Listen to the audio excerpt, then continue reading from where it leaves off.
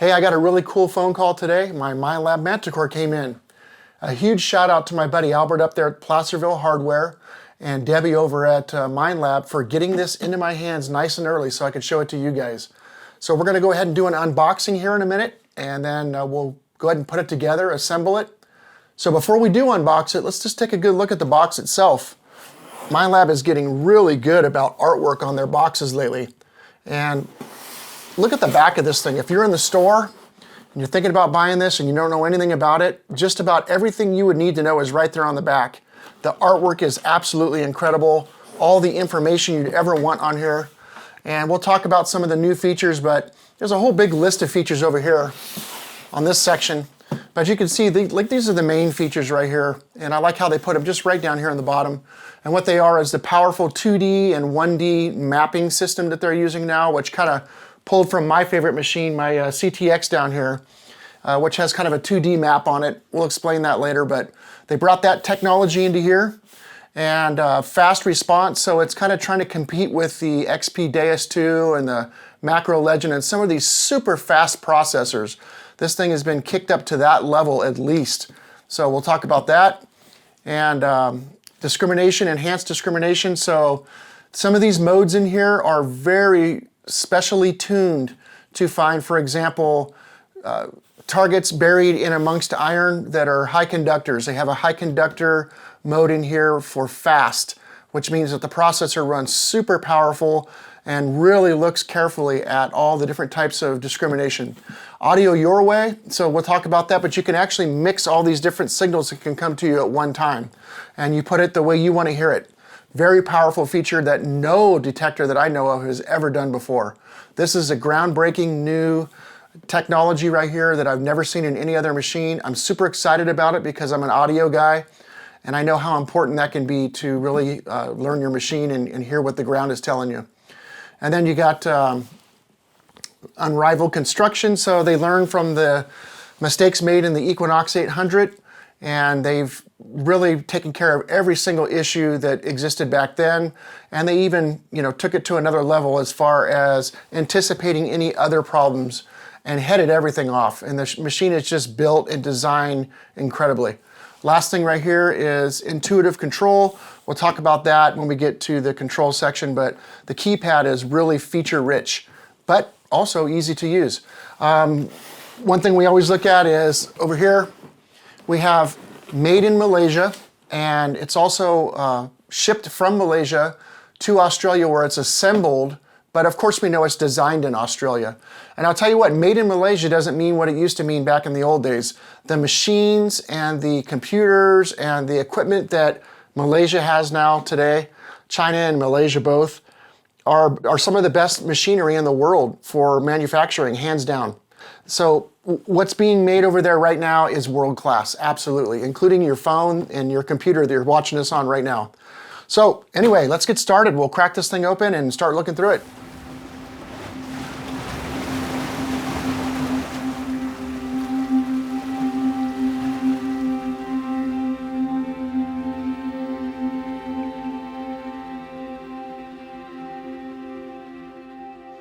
Okay, let's open this box. You'll notice that it is not sealed. Pretty typical lately. They have not been sealing their boxes. So let's open it up. Wow, look at this headphone case already. Man, that is nice. Can't wait to check that out. All right, let's start with the coil here. 11-inch coil. New design right here. You know that the old coils had little stanchions here where you could put the shaft in there and you would tighten it through those, but now this piece here is a yoke bracket, and it's just connected right into the coil itself. So now this is not going to break ever. If the yoke itself broke, that'd be easy to replace because it's attached to just the shaft. We'll get to that in a minute. But it does have a coil cover on it. Skid plate is what Minelab calls that. And it's super lightweight. I mean, wow, crazy lightweight. Look at the wire, thickness of the wire here. Boot looks pretty strong and high. That's good. I like that. And a proprietary connector, but check this out. Already I noticed something. There's an arrow now right here. I'll try and put a close-up of that so you can see it. but I assume that that's probably going to be at the top of the back of the control pod to line it up so that when you screw it in. So we'll get to that in a minute. Got something under the coil here. What do we got? Charging cable. USB on one end, magnetic on the other, goes right on the back of the control pod. Similar to how the Equinox 800 and 600 charged as well. And we'll talk more about that in a minute. A little quick start guide here. Sealed in a bag. Open that up and see what else is in here. So we have the quick start guide here. Nice. Nice and small, fits right in your pocket. Made of a strong waterproof material. You can fold that up, put it in your pocket, take it with you and open it up in the field and remind yourself what you need to do to get going. Everything you need to know right there. Very, very cool. Very impressive. What else we got in here? A couple of things in here I can feel. Okay, we have screen cover. Protective screen cover. Not one, not two, not three, but several. So, is it just three? Okay. 3 protective screen covers in there for you. We'll talk more about that when we assemble it, and we'll go ahead and apply this, put it on there. But 3 screen covers. Very cool. And then we have a warranty information here. Oh, I'm sorry, instructions and safety. So this is just safety things, probably more about the battery, water, things like that. And we'll talk more about that in a minute. It's in many languages. All right, there's that. This is what I want to see right here. Never seen a headphone case like this, and already very impressive. It's got some weight to it. It's very well made. Let's open it up here.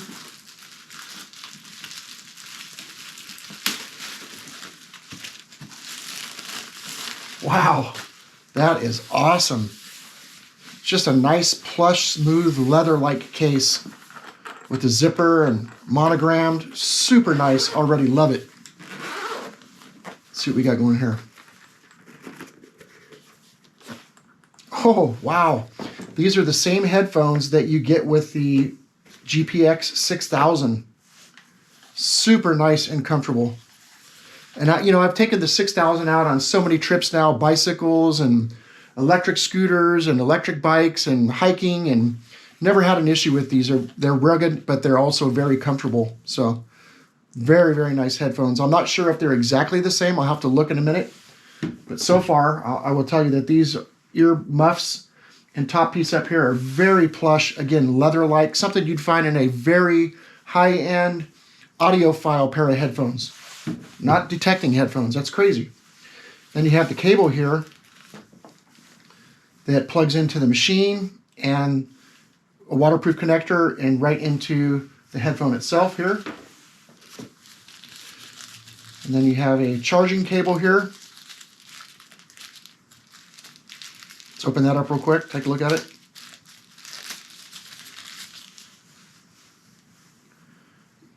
USB mini again. So, you know what? Actually, that is not USB mini. That's different than the GPX 6000 headphones right off the bat. It has USB mini, which is a technology that is replacing USB mini. I'm sorry, this is USB-C, which is replacing the USB mini connector. So these are different already than the headphones that come with the GPX 6000 because they have an updated connector on there. So very cool. It doesn't matter which way you plug it in. You can plug it this way or this way. Whereas the GPX 6000 headphones only can go in one way because that connector is not universal in shape. All right, we'll get to that in a little bit, but I love this case. Very impressive.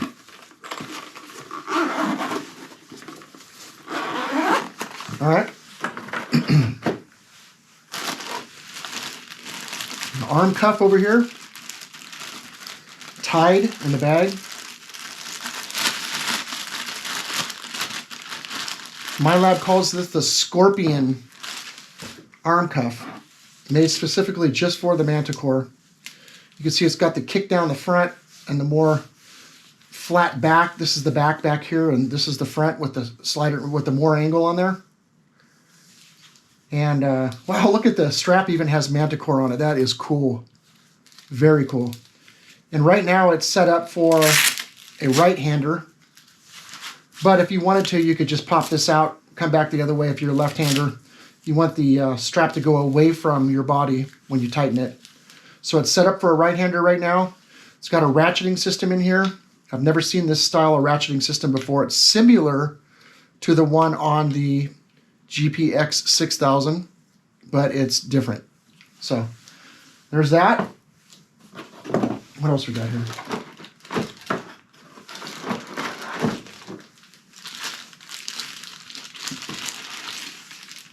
All right. Here is the main brain, the control pod. It's large and taller and stronger, and I'll tell you what, it is not plasticky feeling. It's substantial and metallic feeling. Way better construction up here on all this than the way that the Equinox 800 feels, which is a real plasticky, smooth feeling. This is a more rigid, military-like, construction-like feel to it. Very rugged. Got the two side buttons here, two here, the connector for the charger, waterproof headphone cap here, and then the connector to the coil, speaker here, an LED light. Check that out. Got an LED light here that we can, I assume we can turn on and look down the front of the machine with. And wow. Oh, the buttons are awesome. Wow. These buttons are phenomenal. Just a super clean, ergonomic design. Love it. Buttons on the side are very tactile.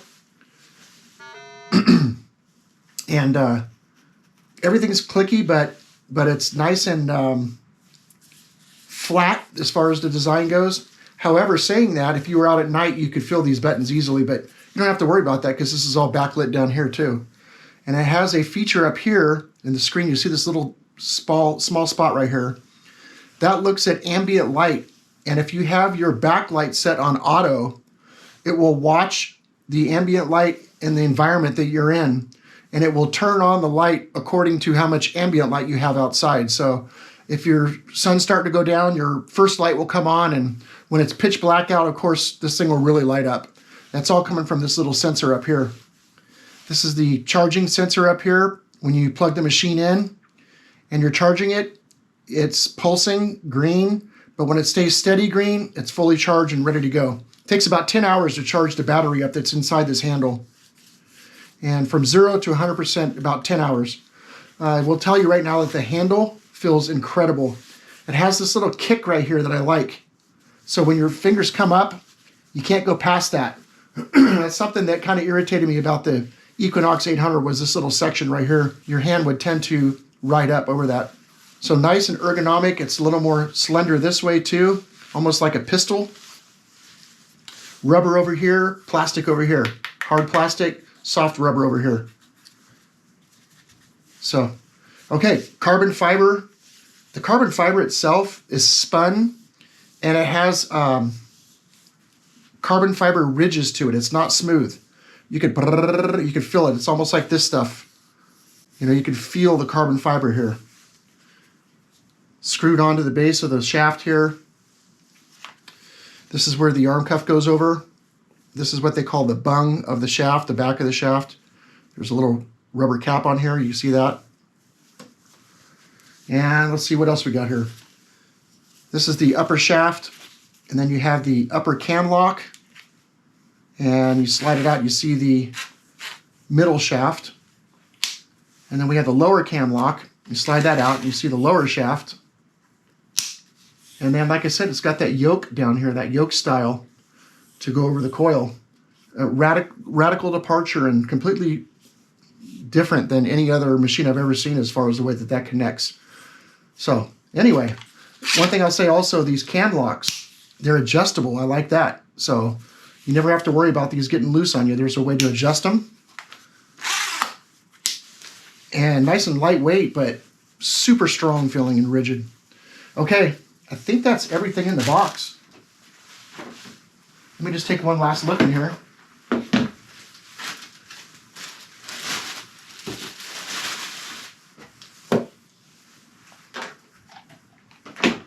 So far, very, very impressed with what I'm seeing here. Let's take a look at the box and just make sure there's nothing else in here.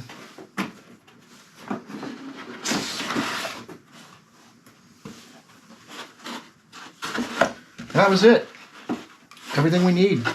Okay, I'm excited. Let's get this thing put together and start taking a look at how easy it is to put together. All right, we'll be right back. Okay, let's get this thing put together. I'll tell you what, it's going to be the shortest metal detector assembly video you probably ever watched, because literally you open the box, take it out, there's 3 parts here, it goes together just like that, and it's not going to take more than a minute or 2 for me to show you how to put it together. Before we do that though, I want to take a second and give you guys all a sincere thank you to all of you who have subscribed to my channel and watched all my videos, leave comments, all those incredible comments that I get, and I read every single comment, by the way. You've probably noticed that by now because I respond to everybody. So 1 million views is a huge deal to me, and I want to thank you guys for getting me to this point. I hope we can do the next million together as well. So anyway, just want to take a second to talk about that and tell you how thankful I am to have you guys as viewers and subscribers. Okay, here we go. So we talked a minute ago about how these little shafts extend. Before we extend them, let's put the coil on. Just going to move this out a little bit so I have room to work with here. And the coil itself has Velcro, these little Velcro fasteners here. Take those off and hold on to them for a second.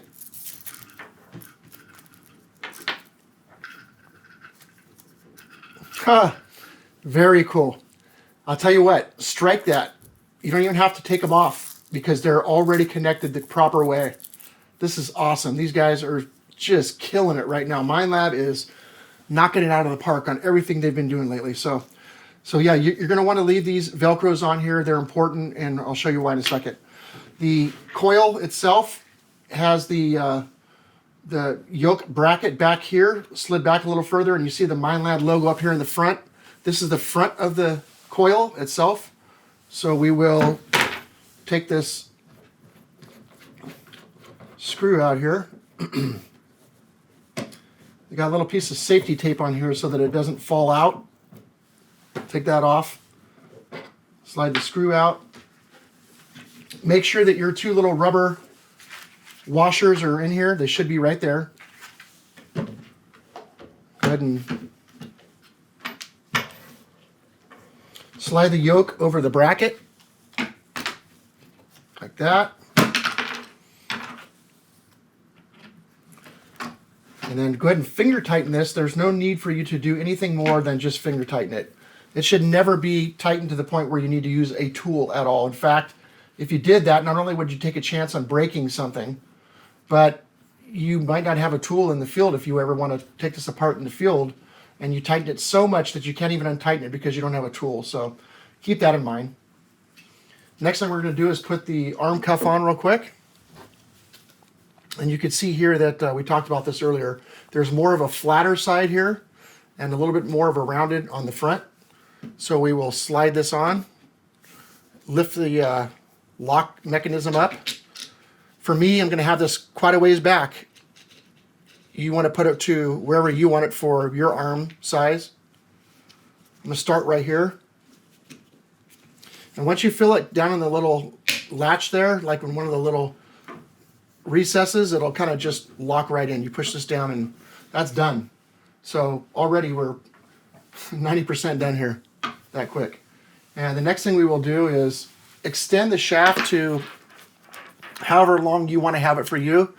I'm 6'2", so I run these things at full length, and there's a red line in here you'll see right there. You don't want to go past that red line, so bring it back to there. For me anyway, I'm going to put it right at that red line.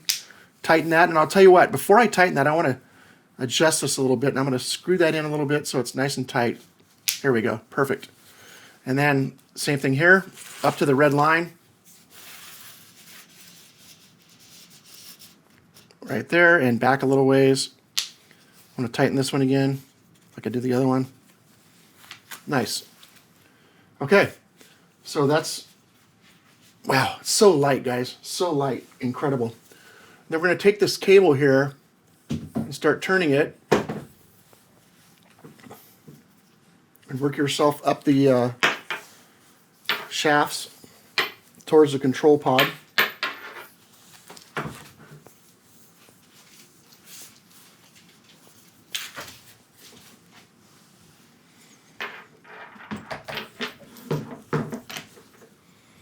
And remember we talked about earlier there was a little arrow on here. I'm assuming that that arrow stays on the top. Let me see if I'm right. Yep, perfect. So now you know how to get that in there. It's got a little detent in there where it can only go in one way. You look for that arrow and you know, put the arrow up on top and you're good. Screw that in all the way and tighten it. Finger tight is fine. No need to get a tool on that.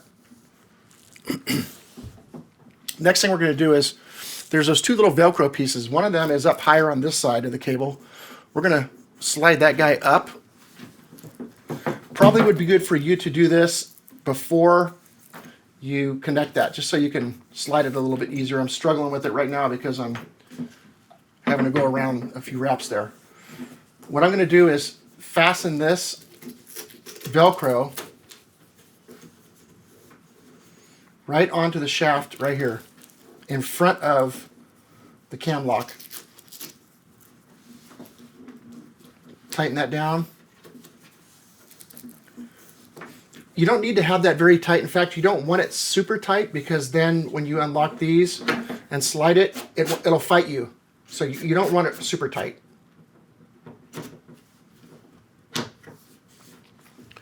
All right, so there's that. We do the same thing down here. Every one of my videos, we always talk about it. You want to have this cable down here fastened with Velcro to the shaft so that it doesn't move around, so that you don't get falsing. There's a couple reasons for that, but mainly you have to keep in mind that the cable has metal in it. This is a metal detector. And if the cable is swinging around down here and moving when you're swinging, it's metal moving in front of a coil, right? So it's going to false. If we can keep this kind of cinched down here like this, it won't ever be a problem for you. So that is it. I can't really fit this all on the camera for you, but the machine is done and ready to go. And I'm telling you guys right now, I am super excited about getting this thing out because it just feels and looks like $1 million. I mean, worth every single penny I spent on it, and I'm excited. It's like literally like a Ferrari F1 race car in my hand. It's got the look. Whether or not it can back it up in the relic fields, we'll find out, but it sure has the look. It's the best looking metal detector I've ever seen, hands down. And super excited about getting it out. Let's go ahead and turn it on and go through some of the basic functions. And before we do that, I'm going to take a break for a second. We're going to set up and get ready for it. But before we go and turn it on, we'll come back and put the screen protector on together, and then we'll turn it on. Okay, be right back. Okay, to get started here, you're going to want to go ahead and wash your hands and get all the oils off your hands.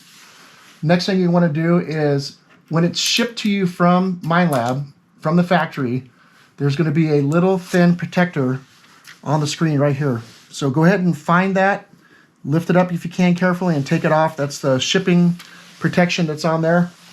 If you need to try to help get that off, you can use a very soft plastic guitar pick or maybe even a credit card, but you should have no trouble getting that little thing out of there with your fingernails. Next thing you're going to have is a microfiber that's clean. And I just had mine up here on the desk. It was clean when I took it out of the package, but shake it off because, believe it or not, just the few seconds that you've had it out of the package, you could already have dust on it from where you had it setting, or even just from the manufacturer, it could have some dust on it. But shake it off. Try to get all the dust off of it. Find a nice clean section, and then wipe the screen here. Do not use alcohol products on these.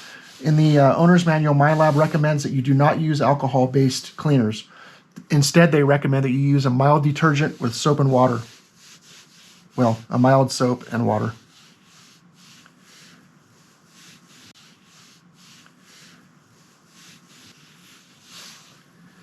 Okay, you want to try to get, obviously, any lint. That's the main thing, the lint, off.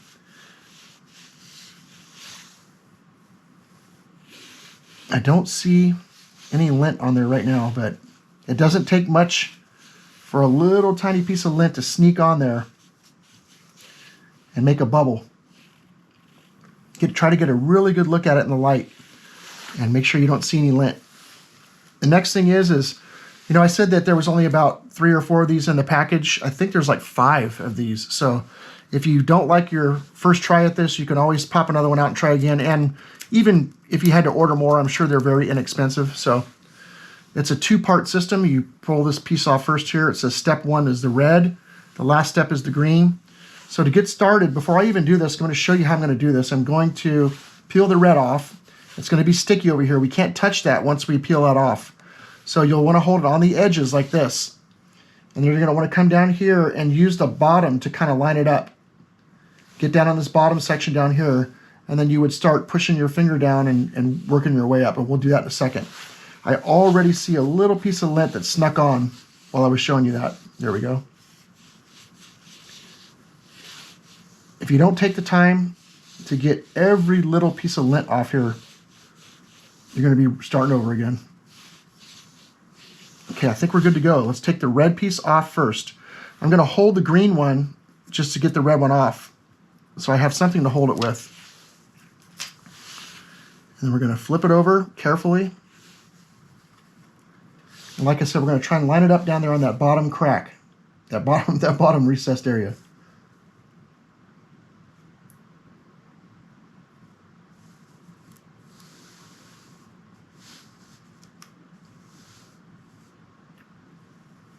Okay, looks like we're doing pretty good. I want to make sure I'm good from left to right.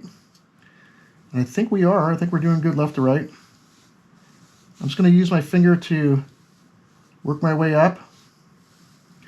And when I first let go of it, the first thing I want to do is just make sure that I'm okay left to right before we even proceed any further. But it looks like I am. I landed right in there. And I'm just going to push up slightly and make sure I get all the air bubbles out. If I see a big air bubble right now or a piece of lint, I could even maybe lift this back up and try it again, but that's going to be very difficult most of the time. So now at this point, I'm going to grab my cloth and just kind of push down and make sure I get all the air bubbles out. Good time to do it right now while we have the other protector on there. Got one little air bubble down here that's probably just a very small little piece of lint. Not too worried about it, to be honest with you. Okay, mine looks really good. I got lucky and did not get any air bubbles that are annoying me. And then we'll grab the green tab. Make sure that you pull that in a slight angle so that it bends this way, so that you roll off the outside little thin protector and not pull the screen protector back off again. At this point, we're done. If you wanted to, you could use your microfiber cloth again just to get the stuff right off the top, the adhesive, but should be fine. Done, ready to go.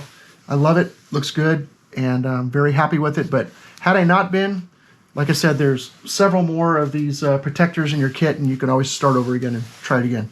But there we go.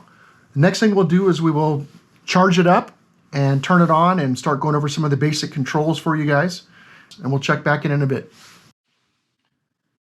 All right, we'll start by turning the machine on.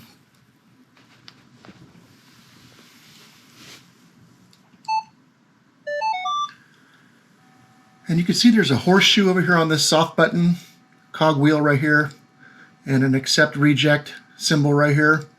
You have your soft keys with the red arrows, and then you have your pinpoint around the bottom red arrow. Well, let's go ahead and hit the cog wheel on the up arrow to get into the settings.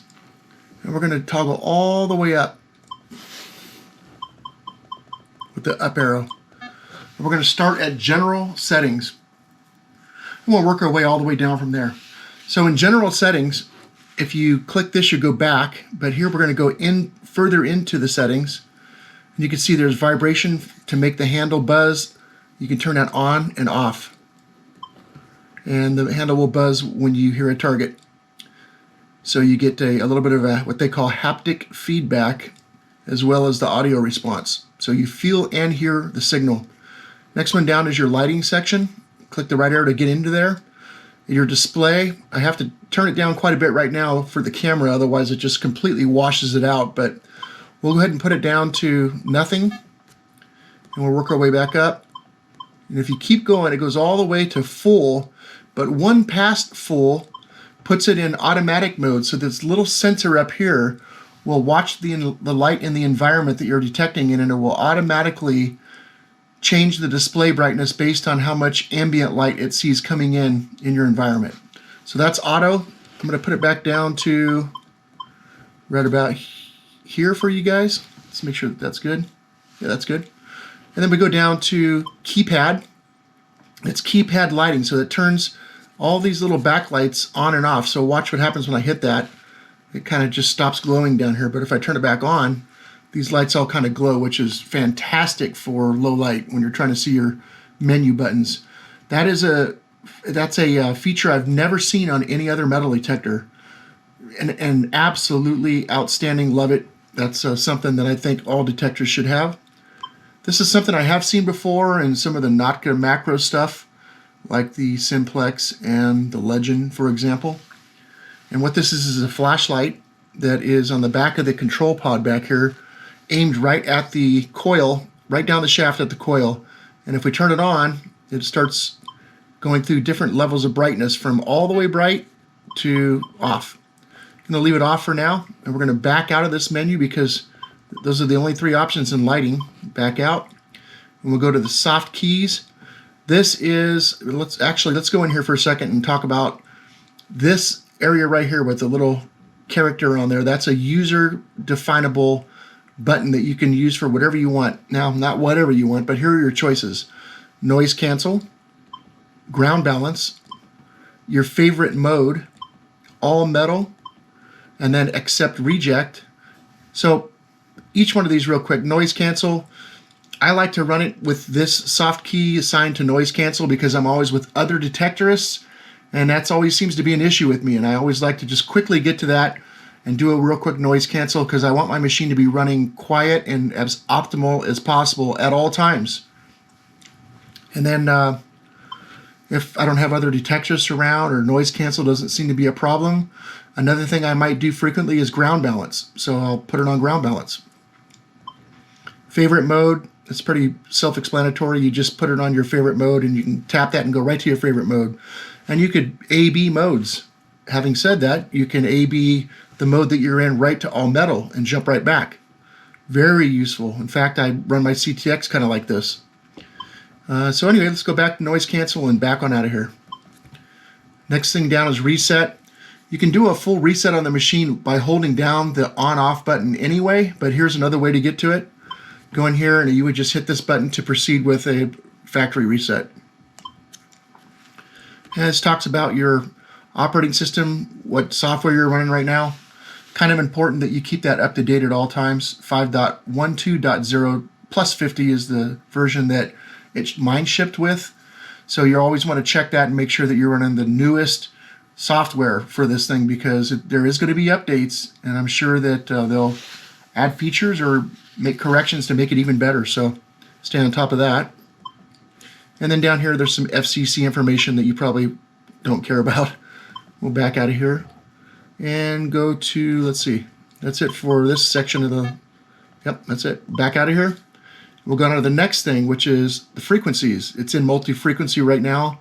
And in multi-frequency, I should tell you that all the different modes spray different frequencies, and the machine is using different types of frequencies for different modes, and we're not allowed to know what those frequencies are. It's proprietary. It's a trade secret. They're not going to share that with us, and I don't really think I need to know anyway. But if you wanted to, you could step through the frequencies. Instead of using multi-IQ, you could go to just 5 kilohertz and 10, 15, 20, and 40. So those are your choices. Kind of like what the Equinox 800 had on it. Let's go down to audio theme. Right now I'm running it in enhanced, but let's take a look at the other. There's normal, enhanced, depth, and then prospecting. So If we go to normal and click on the pencil, you can go in here and you could set your threshold level to wherever you want that to be. That's the sound that you hear all the time when the machine's on. If you had it set at 0, you're not going to hear that the machine's even on until you go over a signal. So let me turn that up so you can hear. You hear that threshold back there. That's the sound that you would hear all the time. I like to run threshold because I like to hear when my threshold breaks, and I just like to know that my machine's on. I like the warm, fuzzy feeling of knowing that the machine's on and running. So anyway, there's the volume of it, and the pitch you can change here. I like 9, but you can run whatever you want. So let's put that back down to 8 and 8. There we go. And then the profile shows rich. If you click on that, you can toggle through the different profiles. We'll talk more about this. This is an advanced feature, but right now we'll just skip past it and move on back to what we were doing here. Enhance is where I like to run mine. We'll go in there and look at that. You can see I run a threshold level of 12 with the pitch of 9. And I like the full rich sound. I want to hear everything. Go back, and then you have depth and prospecting. Now, prospecting has kind of a different sound. It's almost like a VCO tone that you get when you're in the prospecting mode. Let's turn the threshold up a little bit. And you can see it's defaulted at 22.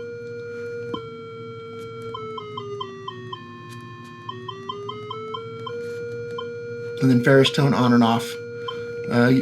For prospecting, for me, I'm going to be running ferrous tone on. Again, that's an advanced feature we'll talk more about later. And put this back on enhanced. There we go. And next thing down would be target tones. So this is a situation where tones on this side of the scale are going to be low and gradually go all the way up to that side of the scale where they become high on one line. And if you look on here, you can see that there's a 2-region all tones where this half of the screen has this ramp and this half has a higher ramp, starts at a higher number. Of course, that's all assignable, but right now we're just going to skip past this because this is an advanced feature we'll talk about more later. And then we got 5-region all tones, and then just 1 tone and 2 tones. Let's put it back to 1-region all tones. That's what I like to run. Let's go down to the next thing here, ferrous volume, which is just your iron volume. So when you go over a piece of iron, something that's being discriminated out back on this screen right here in the gray bar, how loud is it? So do you want to hear it at all? And if you do, how loud do you want it? So that's the volume right here that you would set. And then furthermore, you could even go in and say that you want a certain pitch for iron. That's a low, super low pitch at 1, but you can make iron sound like anything you want it to sound like. So that kind of talks about all that. Let's go down to the ferrous limits. So you could see that you could toggle through all these. There's customs. But let's just talk about number 1 here. I like to run my top bar at 9 and my bottom bar at 4. Super easy to change this. Again, it's a very advanced topic. We'll go into it more later, but you can see how easy it is to change it right here. You can just go to this one and raise it or lower it, and go up to this one and raise or lower it. So I'm at 9 and 4. And let's go down to the next thing here. Discrimination pattern. So obviously you can custom build discrimination patterns. That'll be a whole video in itself. But right now, I just want you to know that there are a custom one, and let's see, oops, custom and all metal. Let's go back, and we'll go down to recovery speed. I've only had this machine for a couple days now, and well, I've only used it for a couple days out in the field. So I've found that a recovery speed of 5 or 6 is kind of like what I like. I feel like 5 if it's not super loaded with iron, and 6 if it is. So, and then ground balance. When you get to ground balance, you can do a couple different things here. One, you could tap this and go into auto, and you'll see that that little squiggly line comes up on your screen and stays up there to let you know up on top here, even when you're back on the main screen, that you're in auto. So let's go back to that. You can shut auto off. And you could also hold this in and pump the coil, and it'll tell you how to do that. And then while you're raising and lowering the coil, it'll grab the ground, or you can just manually put it to wherever you want. So there's that. Noise cancel, again, we talked about that a minute ago. Well, that's where you can change channels and try to get off of the same channels that other machines are on, or maybe there's electromagnetic interference from wires or something, your cell phone, or maybe even your pinpointer. And you could step through channels. There's some down here all the way to -9, all the way up to +9.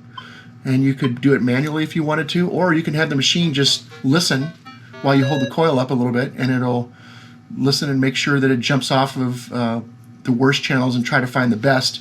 You can even hold this in, and it'll do a couple different tries. And sometimes it'll just stop on the same number every time, and you know that that's going to be the number that's the best. All right, and we go back to the search modes. So starting from the far left, you can see the little farmhouse there. You have just general. Again, this machine is using multi frequencies and spraying out all kinds of different frequencies, then it changes with each one of these. So if we go to fast, low conductors, which would be like listening for gold, rings and stuff like that, rings and coins. And then what I like to run, which is all-terrain high conductors, which is a crazy mode that they say uses so much processing power and so much black magic is happening inside this machine that your battery will last only 9 hours instead of 10 hours if you're in this mode. So I like to run this mode, and it seems to be, like I said, I've only ran it a couple days now in heavy iron, and this is the surge mode that I love, and I'll always be in this surge mode probably for most of the stuff that I like to do. So if I ever go into a park, start looking for coins or something in a park or jewelry, I might run this. And then if I go to the beach, General is a great beach program just to start with, but then you have one that's specific for gold, and then deep, and then down in the water, and the salt, and the surf, and the seawater, and then finally gold. So there's the modes. I'm going to put it back on mine. All right, let me go to volume. That's pretty self-explanatory, up and down for the volume. And that is it. That's it for that menu. We go back, and we're looking at the screen now. And just a real quick look at the screen, you can see that we are discriminating. You can see our pattern up. If I were to click the all metal button, you can see that it toggles this darker and lighter. So when it's in this mode where it's white around the edges, you're not going to be discriminating anything out in that area because it's kind of grayed out, if you know what I mean. But if you click it again and that white box goes away from the horseshoe, you are discriminating, which is how I like to hunt most of the time. But it sure is nice to be able to just hit this real quick and recheck a signal and kind of know what's going on. You get a little more information that way, and I really like that feature. I use this button more than any other button on the machine when I'm detecting, just to toggle back and forth. And then you can see your depth over here, battery indicator up here. You can see the mode that you're in up there. You can see the little farmhouse and the coin. And if you watch when we change the modes, you can see that that changes. So for example, if you go to all-terrain fast, you can see the arrows up there now. It tells you quickly, just visually, what mode you're in. And then you have your sensitivity set at 1 right now. That's just hitting these arrows without doing anything. Changes your sensitivity. And then you have pinpoint on and off. You just toggle it, you know, pinpoint, tap it, and let go. And that's pretty much it for the basics of all the settings and kind of what you're looking at on the screen. So, okay, I'll tell you what, check back in with me in a day or so, and I'll have a very advanced video out for you. But this will get you up and running, and I hope that you agree and understand that this is not as intimidating as it first seemed to you when you first turned it on. We just went through everything, guys, and it's not that bad. So except for the real advanced stuff, this machine is built to just turn on, pick your favorite mode, and go. And it's going to just nail stuff right off the bat. But if you want to take it to that next level, I'll go ahead and do one more video, which will show you the advanced stuff. Once we get done with that video, all that's left to do is to take it out into the field and do some live digs with it. And maybe I'll give you some pro tips lastly, and you'll know everything you need to know about this machine, especially if you're thinking about buying one, or if you already own one and you want to get as much out of it as you can. Okay, that's it for now. Catch up with you soon. Later.